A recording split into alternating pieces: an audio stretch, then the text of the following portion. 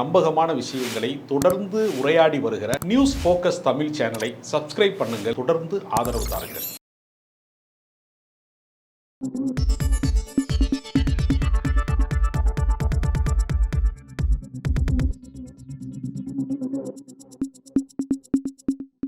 வணக்கம் சார். வணக்கம். தமிழக தேர்தல் கிட்டத்தட்ட நெருங்கக்கூடிய காலகட்டத்தை வந்துருச்சு. எல்லாரும் வேகமாக பரபரப்பாக அரசியல் செய்ய ஆரம்பிச்சிட்டாங்க எல்லா கட்சிகளும். இப்போ இந்த நேரத்தில் ஆளும் அரசுக்கு எதிரான ஆன்டி இன்கம்பன்சி பல இடங்களில் வெளியே வர ஆரம்பிக்குது. குறிப்பாக வந்து தமிழ்நாட்டிலே பார்த்தீங்கன்னா, அதுவும் சென்னை கேபிட்டலில் ரிப்பன் பில்டிங் வாசலில் உட்காந்து தூய்மை பணியாளர்கள் போராட்டத்துக்கான காரணம்னா, கடந்த காலத்தில் ஸ்டாலின் கொடுத்த வாக்குறுதியே அவர் இப்போ செய்யலுங்கிற மாதிரியான குற்றச்சாட்டு முன்வைக்கிறாங்க. இவ்வளவு முக்கியமான விஷயங்கள்லாம் வந்து ஆளும் அரசுக்கு எதிராக இருக்குது. இந்த மாதிரியான பிரச்சனைகளை ஏன் எதிர்க்கட்சியை பார்க்கவே முடியல? இபிஎஸ்ஓ அதிமுகவோ ஏன் பெரியவர்களோ பார்க்கவே முடியல? எப்படி பார்க்குறீங்க?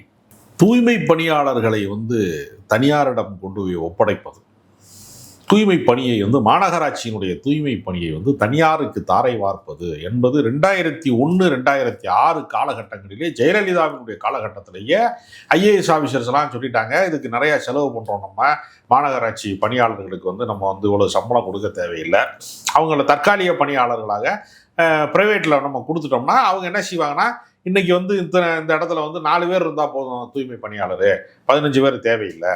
15 பேர் என்னைக்கு தேவைன்னா விசேஷ காலங்களில் தேவை. பட்டாசு வெடித்தவொடனே மறுநாள் தீபாவளிக்கு மறுநாள் ஆள் கும்பலாக அன்னைக்கு மட்டும்தான் 15 பேர் தேவை. மிச்ச நாளில் 3 பேர் வச்சா போதும், அன்னைக்கு மட்டும் அவங்களுக்கு எஸ்எம்எஸ் அனுப்புவோம். இப்படியெல்லாம் ஆட்குறைப்பு செய்வதன் மூலமாக நிதி ஆதாரங்களுக்கு ஒரு பெரிய சேஃப்டி வரும் என்றெல்லாம் ஆலோசனைகளை பல பேர் சொன்னபோது இதை ஜெயலலிதா ஏற்றுக்கொண்டாங்க.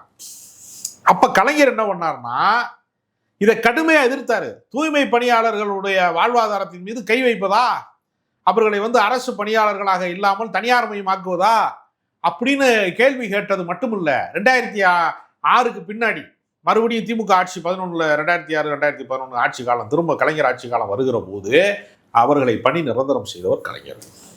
இப்ப பல பேருடைய விமர்சனம் என்னவாக இருக்கிறது என்றால், ஜெயலலிதாவை பின்பற்றுகிறாரா ஸ்டாலின், கலைஞரை பின்பற்றுகிறாரா என்று பல அரசியல் விமர்சகர்கள் இப்போது கேட்கிறாங்க. இப்ப இதை தனியாருக்கு கொடுப்பதன் மூலமாக இவர்கள் பெரிய சம்பளம் ஒன்றும் வாங்கலை. அவங்களுடைய அதாவது பணியில் அவர்கள் போய் சேரும் போது அவங்களுக்கு ஒரு 5000-7000 லெவலில் தான் சம்பளம், ஸ்டார்டிங் லெவல் அப்படி தான் தொடங்குது. நீண்ட கால பணியாற்றியவர்களுக்கு ஒரு 23,000 அப்படிங்கிற அளவுக்கு சம்பளம் வருது. இப்போ பிரைவேட்டில் கொண்டு போய் என்ன பண்ணான்னா ஒரு 5,000 ரூபாயை குறைக்கிறான், ஒரு 5,000-6,000 குறையுது. இப்போ மாத சம்பளம் பிரைவேட்டில் கொண்டு போய் கொடுத்துட்டா 15,000 தான் கொடுப்போம் அப்படின்னு அவன் சொல்கிறான். ஆனால் தூய்மை பணியாளர்களுடைய போராட்டத்தில் ஒரு நியாயம் இருக்கிறது. பல பேச்சுவார்த்தைகளை, பல கட்ட பேச்சுவார்த்தை நடத்தினாங்க. எல்லாமே தோல்வியில் முடிந்தது காரணம் அவங்க அந்த கோரிக்கையில் நியாயம் இருக்கிறதுனால அவங்க பிடிவாதமாக இருக்கிறாங்க. காம்ப்ரமைஸ் பண்ண முடியாது அப்படின்னு அவங்க சொல்கிறாங்க. இதெல்லாம் இந்த ஆட்சிக்கு ஒரு பின்னடைவு தான். இந்த ஆட்சி விமர்சனத்துக்குரியதாக மாற்றப்படுவதற்கு ஏன் வாய்ப்பளிக்க வேண்டும் என்று திராவிட இயக்கத்தை சார்ந்த ஒன்றும் இல்லை, திராவிட கழகத்தினுடைய தலைவர் வீரமணி அவர்கள் இந்த போராட்டத்துக்கு ஆதரவு தெரிவிச்சிருக்கிறாரு. ஆமா, சமூக நீதி அரசு என்று சொல்லிக் கொள்வதற்கான நம்மளுடைய அடிப்படை தகுதியை நம்ம இழந்து விடக்கூடாது, நம்ம நிச்சயமாக இதை நிறைவேற்றணும் தான் திராவிடர் கழகத்தினுடைய தலைவர் வீரமணி சொல்றாரு. அப்ப நம்ம ஒரு அரசு செய்யக்கூடிய நன்மையை பாராட்டுவோமே தவிர அரசு செய்யக்கூடிய பிழைகளை நம்ம தூக்கி நிறுத்துவது என்பது நம்முடைய வேலை கிடையாது. இந்த இடத்துல நேரடியாக களத்துல அதிமுக இருக்கா? கலைஞர் செஞ்சார்ல, அரசியல் செஞ்சார்ல. ஜெயலலிதா தனியார் மையத்திற்கு துணை போன போது அதை கண்டிச்சு கலைஞர் அந்த பிரச்சனை கையில் எடுத்தார். கடந்த காலத்தில் நீங்க பாத்தீங்கன்னா கலைஞர் மட்டும் செய்யல, இபிஎஸ்க்கு எதிராக செய்யும் போது ஸ்டாலினும் அதை எடுத்து செஞ்சார். அன்றைக்கு எதிரி அவரும் எடுத்தார் கையில்.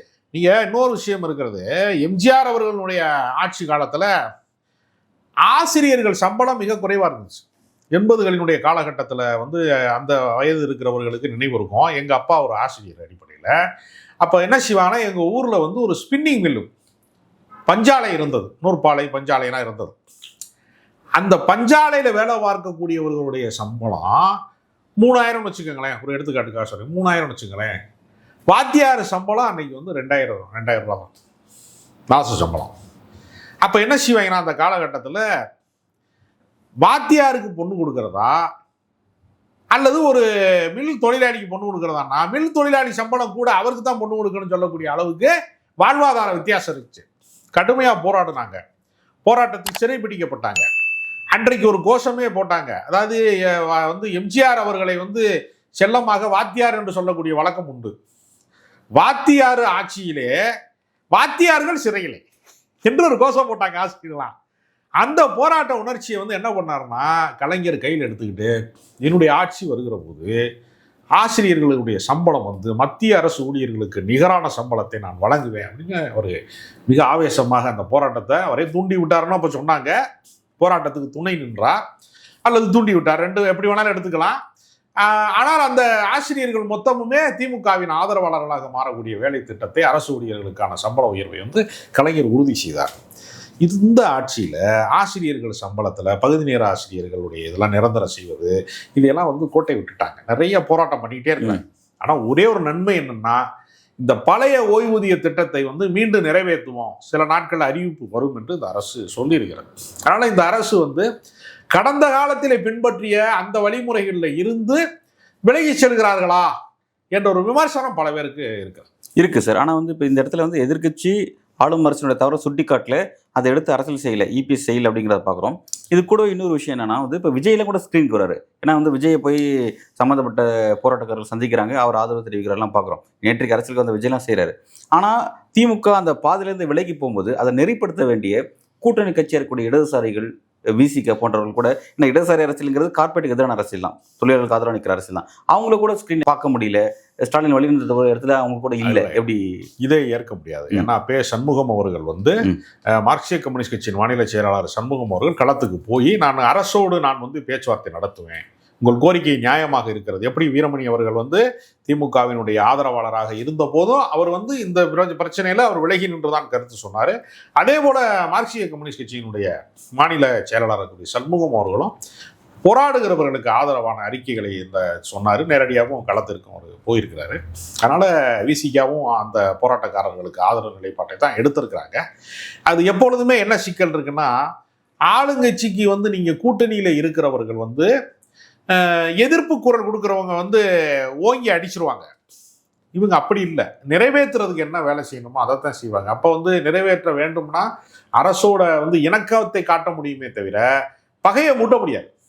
சீமான் போய் பண்ற அரசியலை வந்து சிபிஎம் செயலாளர் சண்முகமோ திருமாவளவனோ செய்ய முடியாது, செய்யக்கூடாது.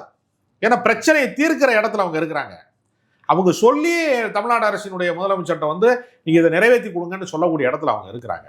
இவர் அப்படி கிடையாதுல்ல. இங்கே தெருவில் நின்று ஏதாவது ஒரு அரசுக்கு எதிராக ஏதாவது ஒரு கோஷத்தை போட்டுட்டு அவங்க கிளம்பி போயிடுவாங்க. தொழிலாளர்கள் தானே பாவம், அவங்க தூய்மை பணியாளர்களாக இருக்கிறவங்க தொடர்ந்து 11 நாள் 12 நாள் அவங்க போராடும் போது அவங்களுடைய துயரம்ங்கிறது தீரணுமே தவிர உணர்ச்சியை தூண்டி விடுறது மட்டுமே வந்து தீர்வாக இருக்க முடியாது. இல்லை சார், இது வந்து ஒரு சரியான காரணமானது தெரியல. அதாவது ஒரு ஆளும் அரசை இப்படி தான் வந்து நாங்கள் சரி பண்ணுவோம், இடதுசாரிகள் இப்படி தான் சரி பண்ணுவோன்ற விஷயமே ஏற்றுக்கொள்ள முடியாத மாதிரி தான் இருக்குது. இல்லைங்க, இடதுசாரிகள் வந்து அந்த கோரிக்கைக்கான பேச்சுவார்த்தை நடத்துறது எப்படி தவறாக இருக்க முடியும்? அவங்களுக்கு ஆதரவான பேச்சுவார்த்தை இடதுசாரிகள் ஸ்க்ரீன்லேயே இல்லை அப்படிங்கிறதான் பெரிய விமர்சனமாக இருக்குது. ஸ்க்ரீனில் இல்லைங்கிறது இல்லை, ஊடகங்கள் சொல்றது இல்லைன்னு வேணா சொல்லுங்க. தீக்கதிரில் வரத்தான் செய்யாது. என்ன நடக்குதுன்னா, உங்களுக்கு வந்து நயினார் நாகேந்திரனுக்கும் அண்ணாமலைக்கும் ஊடகங்கள் தந்த முக்கியத்துவத்தில் அரைவாசி கூட இங்கே வந்து வேற தலைவர்களுடைய விவாதங்களை வந்து அவர்கள் பேசுபடுத்தினதே இல்லை. அந்த சிக்கலும் இங்கே இருக்கிறது, நடைமுறை சிக்கலும் இருக்கிறது.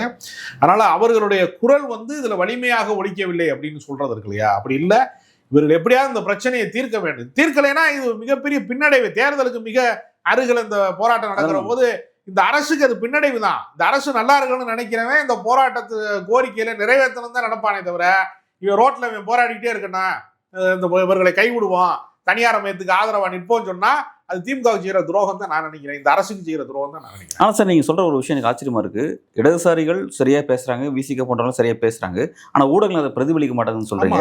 ஆனால் வந்து தமிழ்நாட்டில் பெரும்பாலான ஊடகங்கள் வந்து திமுக தான் கட்டுப்படுத்துது, சென்ட்ரலில் மோடி எப்படி செய்கிறாரோ அதை இங்கே இவங்க செய்கிறாங்க அப்படிங்கிறது பரவாயில்ல எல்லாரும் சொல்லக்கூடிய உண்மையாக இருக்குது. அப்படி இருக்கும்போது இவங்க சொல்லக்கூடிய செய்தி எப்படி வெளியே கூட்டணி கட்சியாக இருக்கக்கூடிய இவங்க சொல்கிற செய்தியை ஊடகங்கள் எப்படி அதை கண்ட்ரோல் பண்ணதுன்றது புரிஞ்சுக்க இல்லை. அதாவது எப்படின்னா, வலதுசாரி ஊடகங்கள் வந்து என்ன பண்ணுவான்னா, அந்த போராட்டத்துக்கு வந்து ஆதரவு நிலைப்பாட்டில் இருக்கிற அந்த உணர்ச்சி மயமான உரையாடல்களை சீமான் மாதிரி பேசுகிறவங்களை வந்து வேற இந்த நீலம் பண்பாட்டு மையம் மாதிரி அமைப்பில் இருந்து பேசுகிறவங்க, உணர்ச்சி மயமாக பேசுகிறவங்க இருக்காங்களா, அதை வந்து ஃபோக்கஸ் பண்ணிகிட்டே இருக்கிறாங்க. சேனல்களில் நான் பார்க்குறேன், சேட்டலைட் தொலைக்காட்சிகள்லாம் அதை செய்கிறாங்க, சிறப்பாக செய்கிறாங்க. ஆனால் இந்த அரசினுடைய கூட்டணியில் இருக்கிறவங்க பேச்சுவார்த்தைக்கு போனாலோ அல்லது வந்து அந்த களத்துக்கு போனாலோ அது ஒரு பெரிய ஃப்ளாஷ் நியூஸாக மாறுறதில்லை. அதை வந்து ஒரு ஒரு போராடக்கூடிய பல எண்ணிக்கையில் ஒன்று ஒரு ஆளை தான் காட்டுவாங்க.